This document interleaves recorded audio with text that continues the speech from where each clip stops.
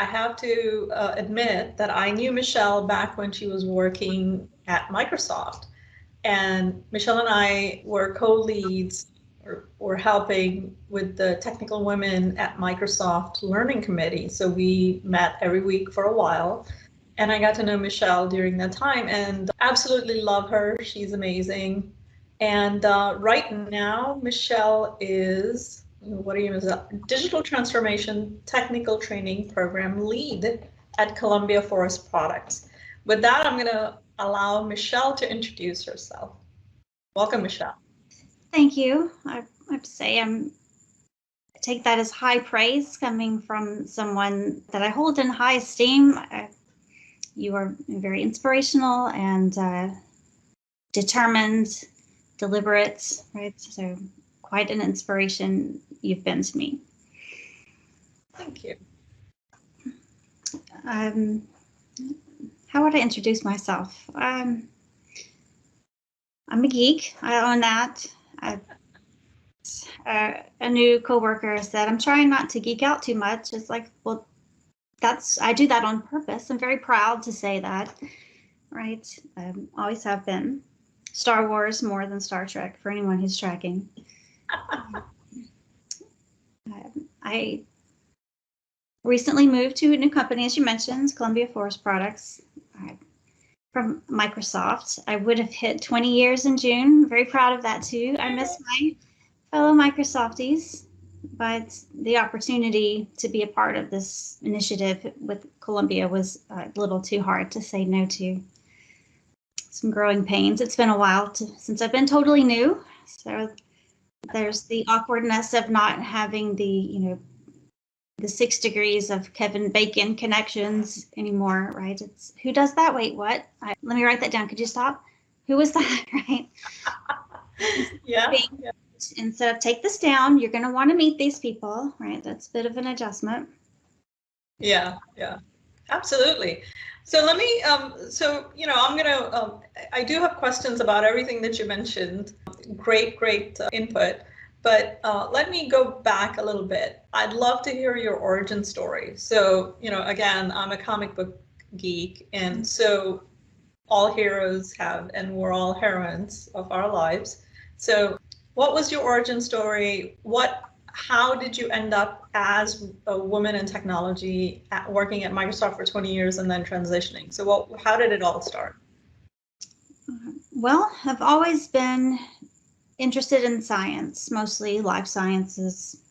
I've always preferred that to other fields. And I had a biology, chemistry degree. I thought I was determined to go to medical school, but when you realize your neuroses prevent you from handling sick, naked people, right? You change, right? You have to change. I went to LSU Medical Center for graduate school and in pharmacology and experimental therapeutics, which was not pharmacy school. I was doing academic research, which I loved, but it involved live animals. So that part, not so much.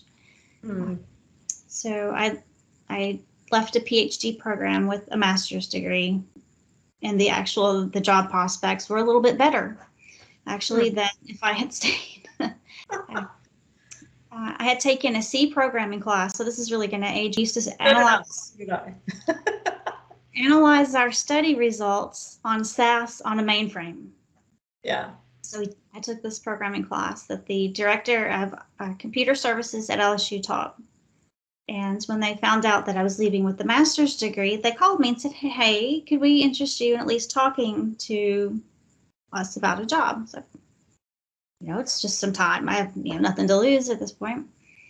So they hired me to work with the School of Nursing there at LSU, rolling out Windows 98 desktops and then teaching the faculty how to use them. Because they had been sharing mainframe terminals in conference rooms for like TSO mail. Yeah. So I spent a little bit doing that. The senior IT admin there was very patient. He taught me a lot about hardware, running Cat5 cable. I can't remember the order anymore, but we used to do the punch downs and the, crimping the cables, and we put together Yeah. tabs and all that. So 2 years later, I moved to Dallas from New Orleans. You know, when you grow up in Texas, they sort of compel you to move back. The recruiter I was working with said, "Do you want to go for an interview at Microsoft?" I think I had applied for Outlook support because that's what I had been supporting for a large extent. And I thought, well, sure, why not? She said, "We've already filled the Outlook class, but they're hiring for Windows." But well, it's interview experience. I have nothing to lose, right? Yeah. So I did. She called me the next day and said, "Could you start on this day?" And I remember holding my phone at the time, and I was like, "Did she call the right person?" Right? And so I started at Microsoft as part of a contractor class supporting the launch of Windows 2000. Nice. Scary, right? Yeah. I felt that like an imposter, right? Imposter syndrome. I didn't know the condition then, but I was like, I'm not really one of you all.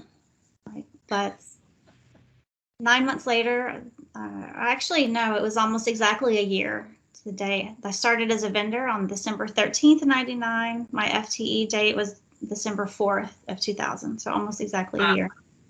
Supporting small business server. So that was interesting. At the time, I think it was every enterprise product Microsoft had that ran on a single box, except SQL, right? Which SQL was included, but you didn't have to install it on that same server. Right. So I learned quite a bit. We all supported all of the things. I did that for 6 years, I guess. Wow, that seems like another lifetime. So that's how I made the transition to Microsoft. It turned out that my science background made me pretty good at troubleshooting. Yeah. That's wonderful. That's wonderful. And so 20 years, and you did some hairy hours and long hours and lots of stories to tell. Yes. And I understand that there's some proprietary stuff you can't share, but generally speaking, what was your experience at Microsoft? I guess the biggest thing to me is the pride of being part of the things that Microsoft does. When the pandemic hit and I read that they were buying lunch products from their local vendors that had been supplying the cafeteria to make home lunches for the children who relied on schools for meals, I was like, this is my Microsoft, right? I'm very proud. Yeah, that's wonderful. So speaking of, I think you lived through all the 3 CEOs of Microsoft. Is that right? I can't remember if Bill was still the CEO or if he had started stepping down. Okay. But I think there was some overlap, at least when I was a vendor. He was still there. Right. So. Right. So I know that Microsoft itself went through, and I don't want this to be a Microsoft podcast. I really want it to be a Michelle podcast. So I wanted to ask you, what was your experience starting out all those years ago, 2000, and till today? What were some of the hardest times, and what were the struggles going through? You mentioned imposter syndrome. I'd love for you to speak a little more about that, and then also, going forward, what were some of the struggles aside from that? Well, when the vendor classes that they hired to support Windows, there were 60 across 2 sites, across Texas, the Las Colinas site and the Charlotte site. There were 2 women. Wow. 2 out of 60. Right. 1 in Texas, 1 in Charlotte, so we weren't even co-located. So that was, a bit, I won't say uncomfortable, because having always been interested in science, I was semi-used to it, but it was a little more dramatic. Yeah. Customers weren't always that friendly. Yes, I'm waiting to talk to the engineer. Yes. one guy said, I've never talked to a woman in tech support before. And I was like, okay, I'll put you back into the queue. You can hope you get a guy next time. And he was like, no, I'm good. Okay, well, now we can work on your issue. Yeah. So Yeah. some things like Your that. other issue. But I only had like 2 years experience to the point where I started. So that was made some things harder. Yeah. And feeling like everyone else knows more than me, whether it was true or not, made. Do you think that was true, or is it just something that you were experiencing? I think in some areas it was true. I had done more with Exchange than most of the people, so there were questions that would come up on SBS. Particularly, I had worked with Exchange, and not everyone had. Right. I think there were 5 of us from that previous vendor class that started together on SBS. So not all of those guys had worked with Exchange. Yeah. So a few things like that. So, but it took a while for me to realize that, maybe 2 years. Wow. Before you came to the realization, I'm writing, articles or the solution objects and things, and people are using these to resolve cases. And it's like, okay, so maybe not quite as bad as I thought. Yeah. Yeah. So what were some of the other challenges? The hours, right? When you're in support, you own a case, right? Until the customer, you can negotiate with the customer that it's time to go. So not being sort of, in control of your own destiny day after day was a struggle.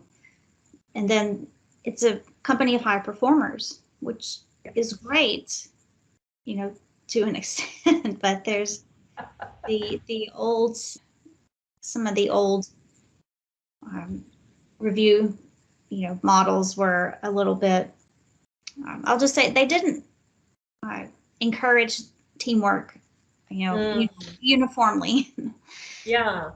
So that was challenging So that, and in my experience, that was universally the culture, competition and, pitting people against each other. And it has improved, in my opinion, and in my experience. How do you feel about that? It's improved considerably. There are still pockets of the old guard and so there's still some of that old mentality. We can't both be successful. Right. Got it. And so as you became more experienced and sort of a peer, I mean, by the time I met you, you were a PM, correct? I did support. I think it was 10 years. Yeah. I'm after being a training lead for one of the beta releases. I applied for that role of the readiness program manager for the product area that I supported. So I moved to a PM role. I did that for 5 years. Then I moved to supportability. Yeah. Sorry, time is broken for me right now, so I don't remember exactly. And it doesn't have to be. I just, I'm trying more to understand, not only your struggles, but your triumphs as you're moving through your career, because I want our audiences to kind of relate to that, right? Here you are, not even a computer comp sci major, thinking you were going to go into medical field and feeling like an imposter day one, and you're running things now. The awareness that just the regular experience that I had, day to day, life gave me insights into some things that were happening or how to talk to a customer. At one point, I think, so it's so hard to know, I was in the top rated customer sat platforms engineers. Right. And a lot of that was just determination. You find the answers. Not all of the answers are in, the knowledge base. So you spend a lot of time searching and reading And you don't have to necessarily have a ton of experience in computer science. You just have to be able, to read, make some notes, and talk to people. Right. Not to oversimplify, right? The skills, but you don't have to be, a coder to be able, to troubleshoot. Right. Got it. So you bring up a great point. As you know, I volunteer for TEALS. I teach a computer science class for high schoolers.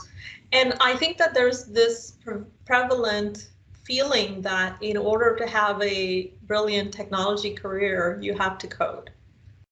And that's not the case. No, I'm not a coder at all. Yeah. I don't think like one. I think that actually helped me in support. I could talk to customers.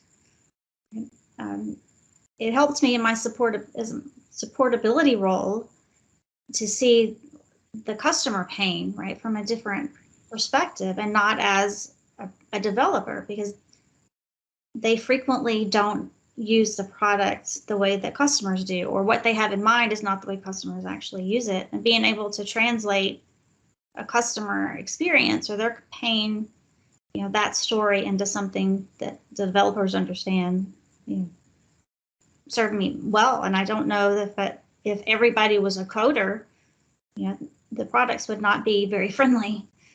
Yeah, I agree with you. I remember when I was just a coder, right? Just writing code all day.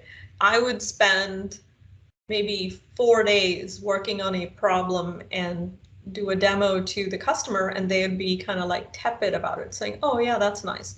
And then on other occasions, I would make a tiny little change that took me literally 10 minutes to make.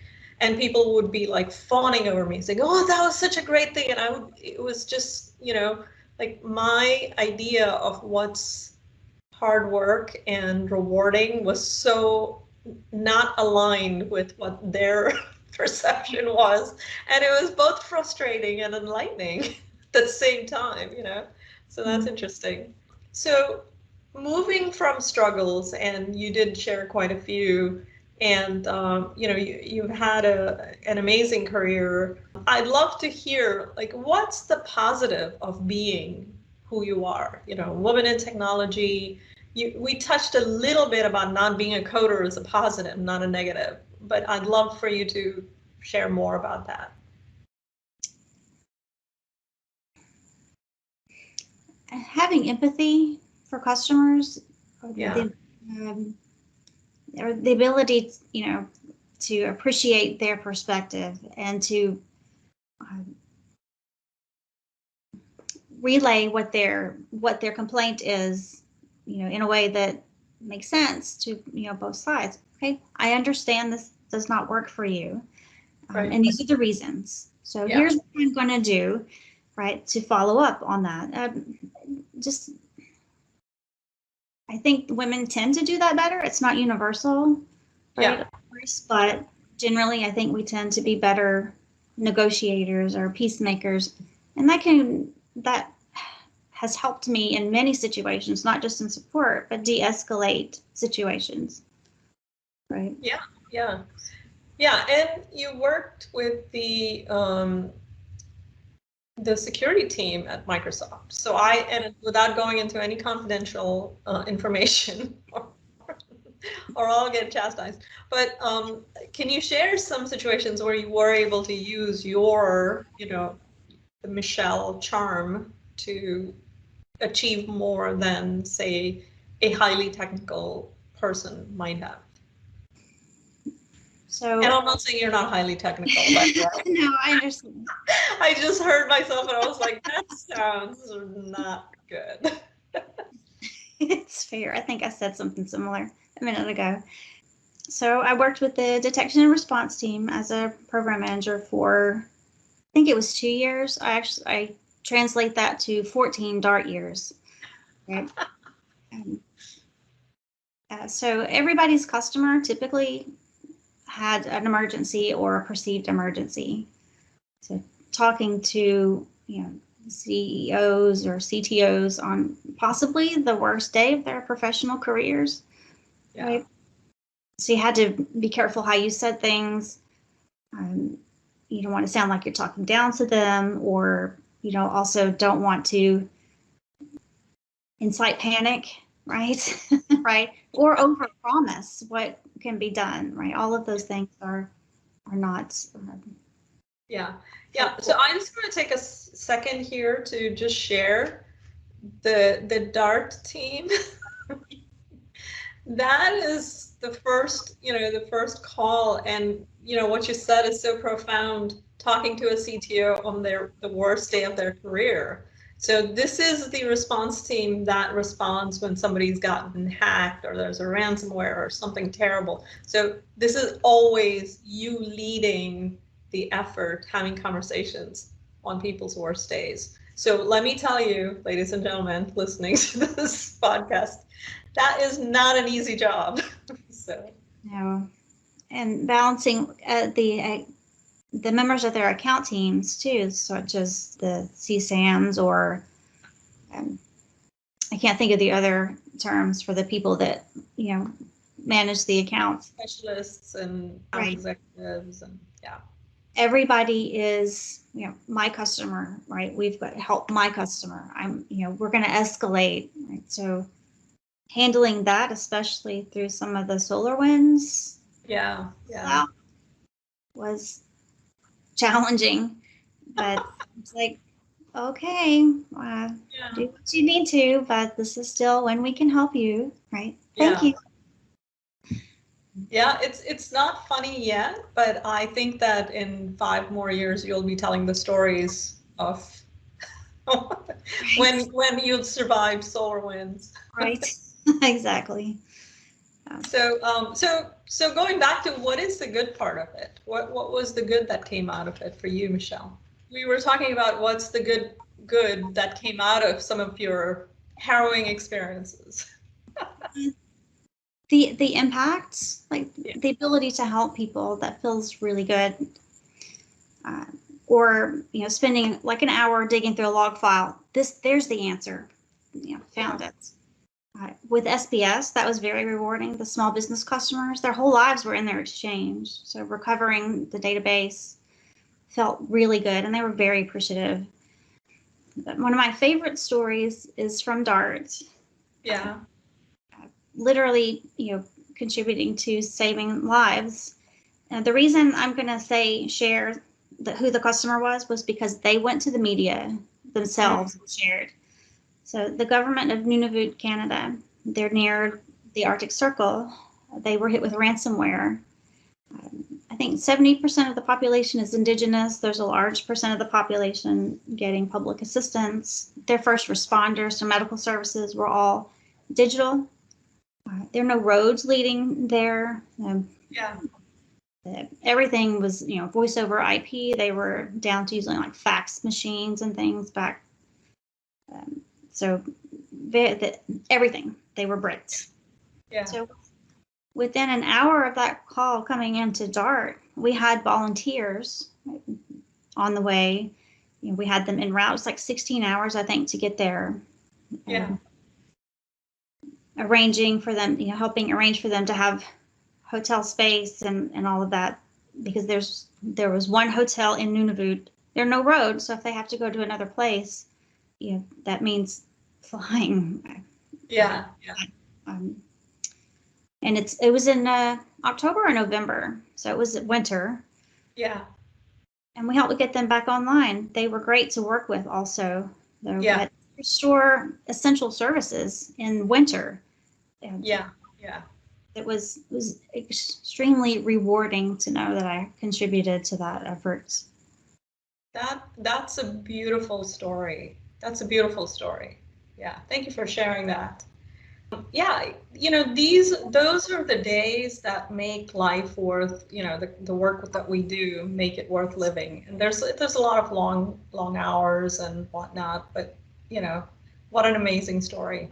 So I want to ask you, if I had to ask people, like, what would be your advice to young women starting out today? What to do, what not to do based on your own experience? Well, first, be open to a different path.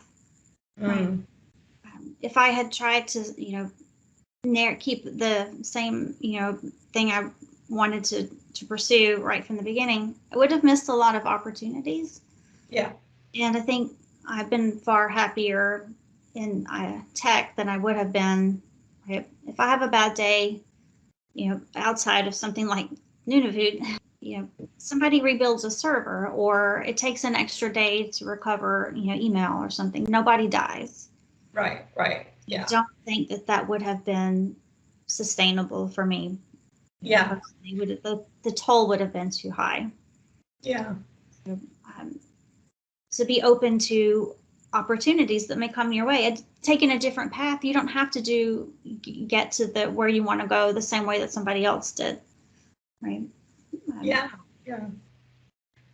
Yeah. That's wonderful. So, how would somebody go about knowing what they want to do in tech? That's harder because it changes so fast. There's so many changes. One, I mentor, right? Find a mentor. There are many people who I think are willing. Everybody's willing to tell you, I think, about their experience if you ask them. Right. Um, so talk to as many people as you can. Network with people and read, right? Read about the technologies. What piques your interest? Look for the things that interest you. It's like, well, I don't want to be a coder. I think the last time that I checked, Microsoft had like 160,000 employees worldwide. I don't know what percentage of them are coders, but I bet it's not even half. Right. Right. There are Yeah. lots. Yeah. And growing up, did you think you would be here, what you're doing right now? And what would you say to like your 20-year or 13-year-old self? Uh, we did learn basic at the school I was going to, starting, I think it was the fourth grade, maybe the fifth grade. And Okay. it wasn't hard for me. I could, see how it went. The patterns and things made sense to me. Right. Yeah. I had a Commodore VIC 20, I think, and used to Nice. play with that. But after that, there was a gap in the school system where there was no access to computers. So I would tell my 11 or 12-year-old self, like, still do that, right? Keep doing that. Um, and to be more open. Like, I was only interested in like the life sciences, biology, some chemistry, the psychology. Those things were very interesting to me. So I Yeah. would tell my my freshman college self, to be more open to other fields and interests, and not Right. be so narrowly focused. Yeah. Yeah. No, that's great advice. And also it's the field is muddier today than it was when we started out, right?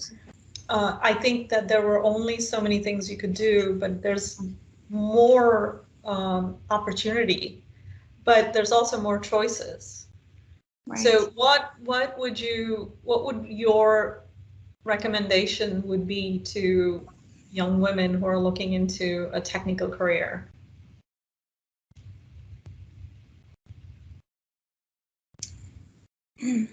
Well, one, I think you need to know what you are interested in. If you force, like support, it was rewarding. I knew it was something I didn't want to do forever, Right. but I still liked talking to people, and I liked the impact of fixing the problems. So eventually moving to supportability was, that same ability, but I didn't, wasn't talking to end customers directly. There's a Right. bit of stress for that because people typically don't call support to say how much they like your product or your company. Right. So, Right. so that was stress, and a bit, you know, um, if you're weak-willed, I guess, it can really start to impact, your perceptions, right? And there's a toll for that. So, Yeah. Yeah. so, but know what you like, right? What rewards you? What's flavor of technology? What is really interesting to you? What makes you happy? Whatever it is, I can guarantee there's a way to cross that with tech. Right. Yeah. So, but you're gonna have to read, you have to talk to people, and really be honest with yourself about what you like to do. Right. But also you be willing to work towards it, because you're not going to get your dream job typically right away. It's something to work towards. I need this experience to get there. So that requires this knowledge. So I need to do these things to move in that direction. It's a journey, and it will stay a journey always because of how fast things change. So you always will need to be mindful of your journey. Yeah. Yeah. No, I completely agree with you. I think that being open, being open to pivot and learning new things. Because I think that that's one of the things that in your case, you kind of went from, the whole bio space to tech support just because that's what was available to you. And it wouldn't have, I mean, you may not have predicted your career today, right? Back then. But you were open and you were willing to take a chance, and then you found what you liked about it and what you didn't, and then you pivoted based on that. And I think that is a pattern that I see with a lot of people who are just yes to something, and then they created what they created from there, right? So I think that that's a great learning. So thank you for that. Any parting wisdom you want to share with our listeners? You mentioned the learning, that Yeah. embrace lifetime of being a lifelong learner, right? That's a thing, Yeah. right? But also, especially for younger women, I would tell my younger self, be nicer to you, Mm. right? If there are going to be missteps or mistakes that you make, figure out what you need to move past that. Like, how do I resolve that, right? And Yeah. then do it and move on, right? Yeah. Yeah. Yeah. So, I mean, I do want to bring up, and we started with this. You talked about the imposter syndrome. Do you feel like an imposter still, or are you over it? I think I'm over it now. Okay. All right. And I've talked to a lot of people, knowing what it's called. Like, right? I don't know how long it took before I kept thinking someone's going to tap me on the shoulder. You don't really belong here. But finding out I'm not the only one, right? Yeah. Yeah. And that when I am contributing, right? Right here. Oh, that's my name. That's linked. That case was linked to what I wrote. Yeah. Yeah. Yeah. And then Yeah. finding out that men have that too, because then I thought it was only women. And then, they're successful people. Everybody has had that at some point. So be nicer to yourself. Yeah, and that's what reminded me, and that's such a great quote. Be nice to yourself. Yeah, I mean, that's, when I talk to my daughter, I often tell her, hey, be nice to my daughter. Just her. Exactly. Exactly. Because I think sometimes, especially us women, we can be hard on our own selves more than anybody else. So Absolutely. that's such a wonderful advice. Well, thank you so much, Michelle, for joining me this wonderful afternoon. And it's always good to see your face, always good to talk to you. Yeah. Thank you for inviting me to have this discussion with you. Yeah, absolutely. And I'll talk to you soon.